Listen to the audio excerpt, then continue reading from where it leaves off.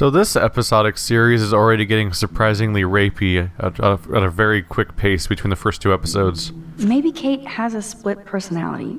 Church girl by day, party monster by night. I feel like we just got an explanation for why that's not maybe the case. So Max, can I ask you a question? And please be honest. Absolutely, Kate. Anything. I need to find out if Nathan Prescott helped me or hurt me after that party. Should I go to the police? Dun dun dun.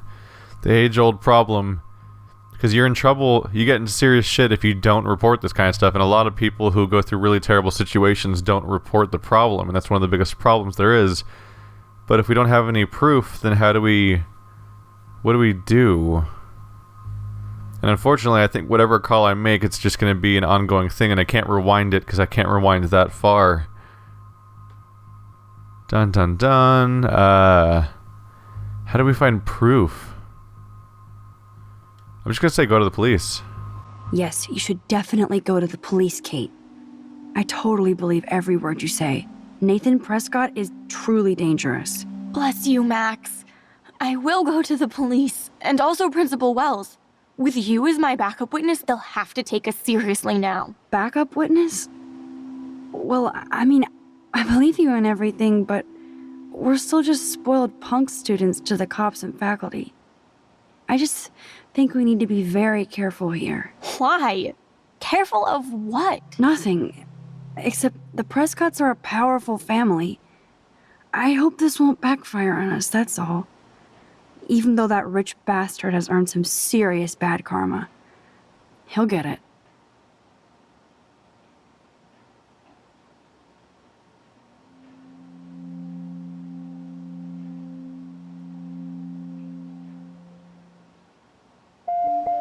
Time out, Max. You actually told Kate to go to the police and the principal, after getting a scary text threat. Now the police will definitely drag you into this shit. The United States government does not negotiate with terrorists. We are committing to this one. I'm getting into a worse situation by messing with the Prescott family at all, of course, but at this point, I mean, yeah, there is that issue of, like, if you let stuff sit, then people, like, too many bad crimes, and like, especially like this potentially sexual nature, just don't get reported at all. And then he needs to come under fire. If he comes under fire from enough angles, then at some point, someone has to think he might be up to something, and we could be able to convince someone. You are evil. 40 minutes or less. Max food. 2 whales. See you there. Don't hurt her fingers texting. Yay, breakfast. No emoji. Those are called emoticons. It's an emoji when it has like a weird. It's only an emoji when a weird picture shows up. Otherwise, it's just an emoticon. Those are different things. I think an emoji is like a company, right? Is this an explanation of what's happened so far in this episode? October 1st, my favorite month. The best weather of the year. I love watching the leaves change color, turning into tiny flames, but it's still too damn hot, thanks global warming, and I can't bust out the big coats and sweaters or scary movies yet. Soon. Kate let me borrow The October Country by Ray Bradbury. I haven't read much by him, which caused Warren to almost revoke my geek cred before I held up my copy of Battle Royale, but he nails the autumn atmosphere of small towns. The last time I wore a Halloween costume was with Chloe. I have pictures in one of my old albums. I should find a real Halloween party to crash so I can experience some social mingling. It's that or a Vortex Club Stroke Fest swimming party. Or is that Backstroke Fest? You're so punny, Max. At least I'm trying to climb out of my cocoon. I shouldn't expect my life to completely change after the first few weeks at Blackwell Academy. As my parents love telling me on a loop, you have all the time in the world. So what is the 7th Monday? Oh, that takes me to a completely different time, doesn't it? Okay, well, we're now on Tuesday, so that's the prologue, and that's Monday. So Monday must be the first day. So it looks like every episode's a different day of the calendar. So let's start on Tuesday then. The plot thickens and I can't get out. Did it start over here? The plot thickens and I can't get out. So after listening to Victoria and Taylor rag on Kate about the video, I came back to my room to find this creepy photo montage Only Nathan would be this disturbed. The thought that Nathan was in here actually setting this weird gallery is way fucked up. I better start being more careful around here. I almost want a surveillance system now. What a coincidence. Oh, look, that's what happened. That's our little... We have a little smiling picture with me and Chloe. Let's see. That's more or less a recap of what's already happened. I guess most of it's going to be basically the story so far. Let's go ahead and head outside. I'll meet up with Chloe. There's Brooke, looking smarter than everybody. Hey, Brooke. Oh, hi, Max. Did you see the freak snowfall yesterday? I was riveted by that weird snow flurry yesterday. I can't tell if you're being serious or not. Since I'm a science noob, I was wondering if you could explain it.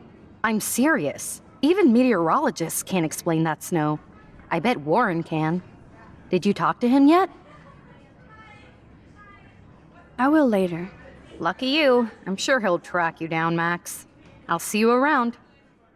Hey, genuine, nice little moment there. Get a life and move on, bitch. Jesus. So everyone's getting along great. Why do we have whiteboards outside of rooms? They literally, red room. They literally never end well, as far as I can tell. It's just sadness and bullying. Is Brooke the same person who had the drone outside?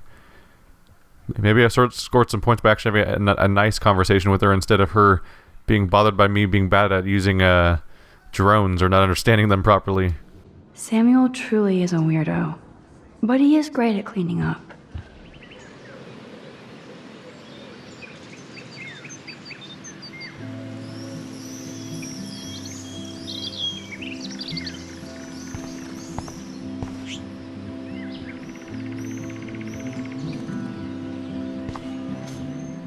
Who do we have here? There's Samuel, being creepy, with birds.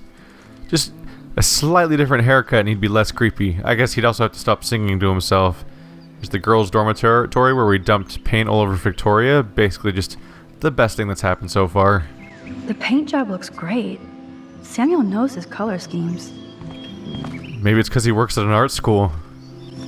Ah, there's Samuel, up early, already communing with the critters.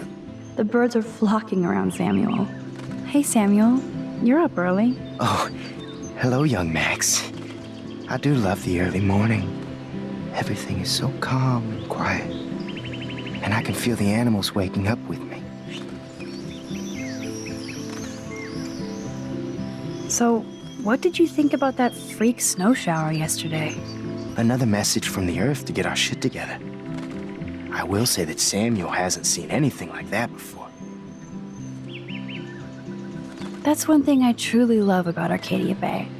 It's all those cool animals in the forest. The squirrels always come in the morning for food. I can hear them whisper. What animals do you see in the forest? Don't laugh, but I saw a doe that seemed to be looking right at me. Like it was trying to communicate. Oh, that's your spirit animal. Nothing weird there except you saw yours. Could be a sign about your destiny. What do I know? My spirit animal is a squirrel. That's quite the thing to just casually whip out, like, oh yeah, that's your spirit animal. That's why I made eye contact. Done. I so don't want to get in the way of your morning ritual. See you later. Of course you will. I'm always here. Always watching. Watching the girls in their dormitory. And the squirrels. The girls and the squirrels. They are my life now. My name is Samuel. Would you like to talk to Sam? Oh look, it's Bitch Face. Or is that Bitch Bangs? I think it's Bitch Bangs. Yeah, it is. Really? Her name's Taylor?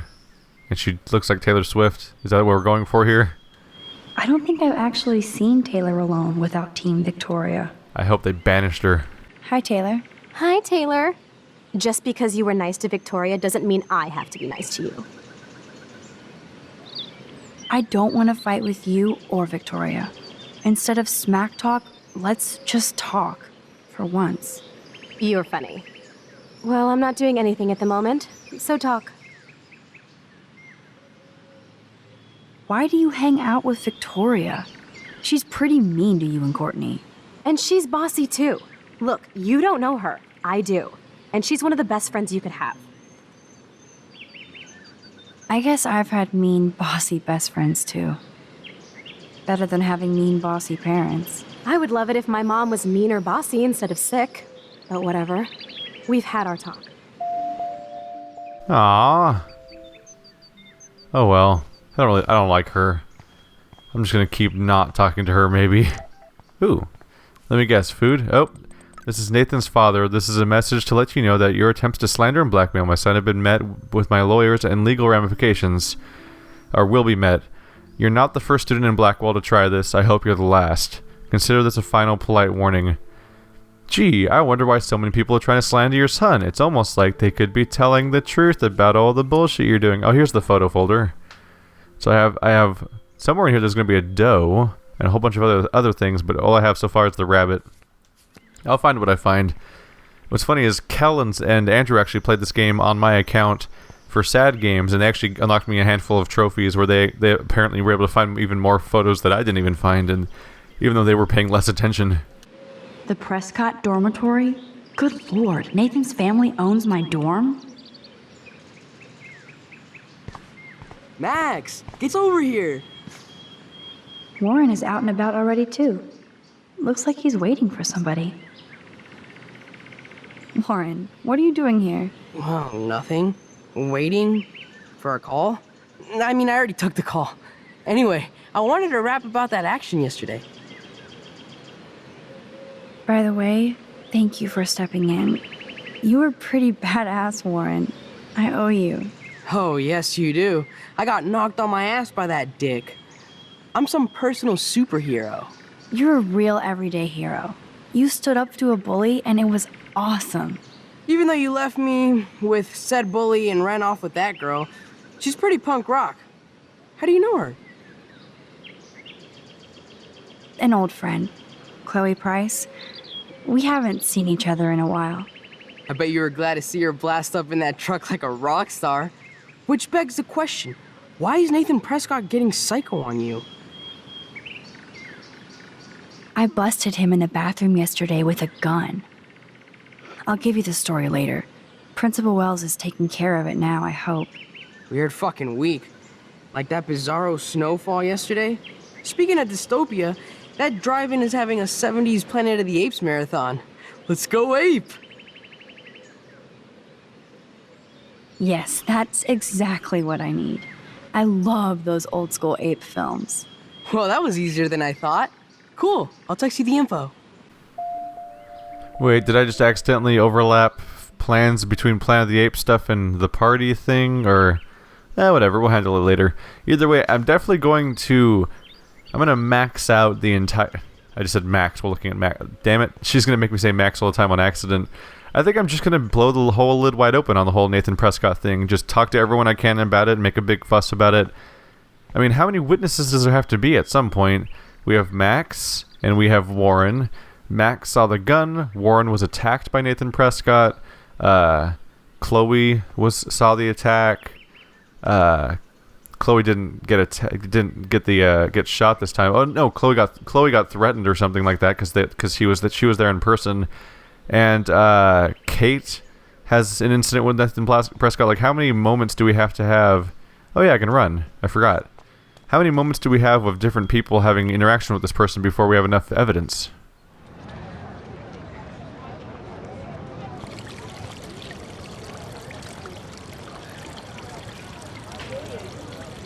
David talking to Nathan cannot be a good thing. This has something to do with Kate. Or Rachel.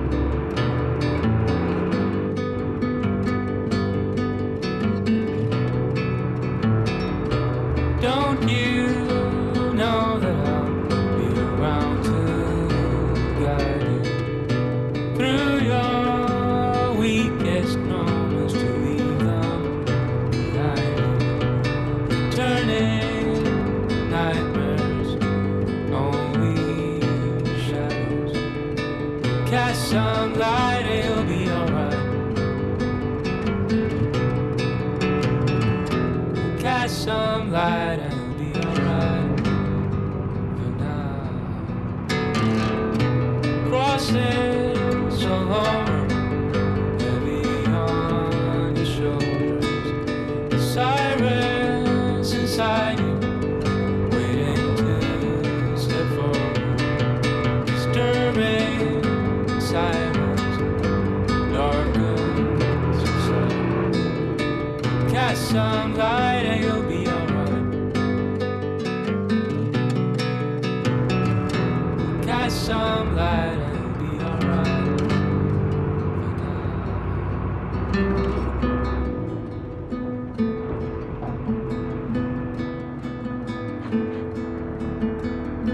Crossing so long, the boulevard. Crossing so long, the boulevard.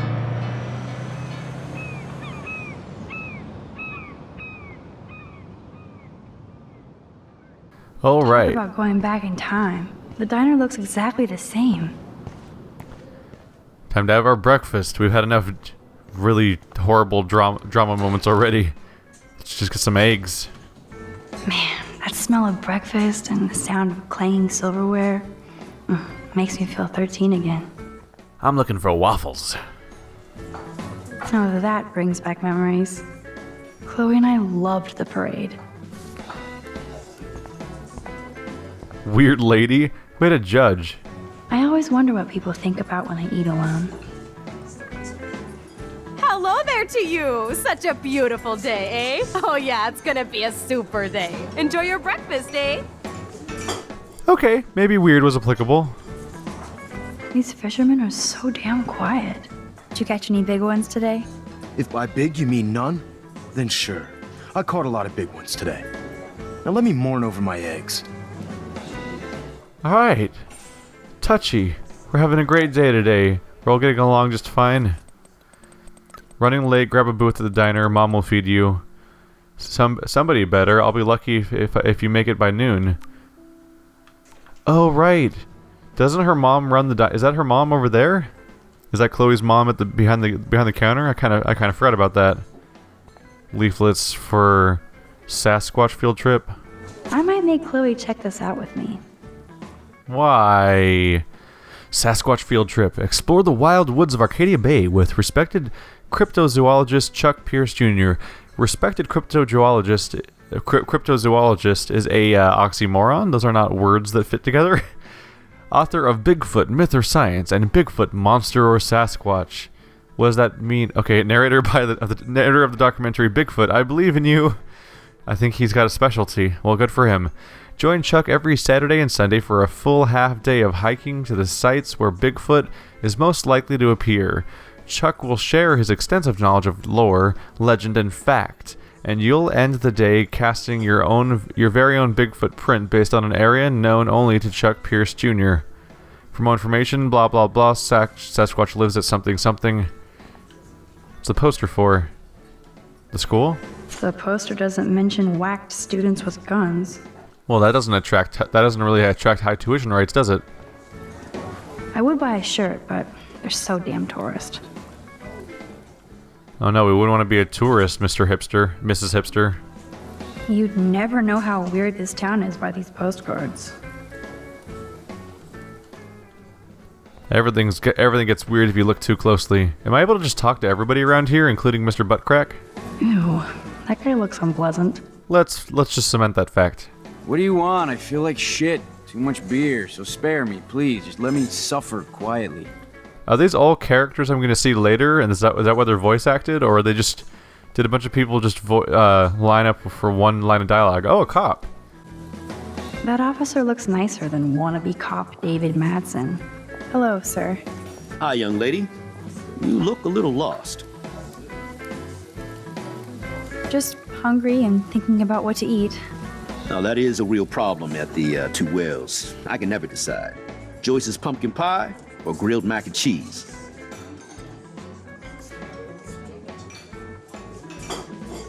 So, you know Chloe? Sadly, we all know Chloe down at the station. Poor Joyce. Just heard that Chloe even had a pot dealer in her room. That's not good. Anyway, that bacon sure smells good. Is she a friend of yours? I know her. Then you know she's a handful. She can be, but she can also be a good friend who shows up when you need her. Sounds like you're a good friend. I wish she would be a great daughter and not cause Joyce so much stress. How well do you know Joyce? I know her delicious grub. Everybody at the station comes here. We take care of this place like it's our own kitchen. And Joyce like she's our mother. I guess you're friends with David Madsen. I wouldn't use that word. We know each other. Why do you ask? He kinda has a reputation at Blackwell. I have respect for David. He served his country. He found his calling at Blackwell. At the station, we're happy David is exactly where he is. Not everybody can be a cop. I have to go now.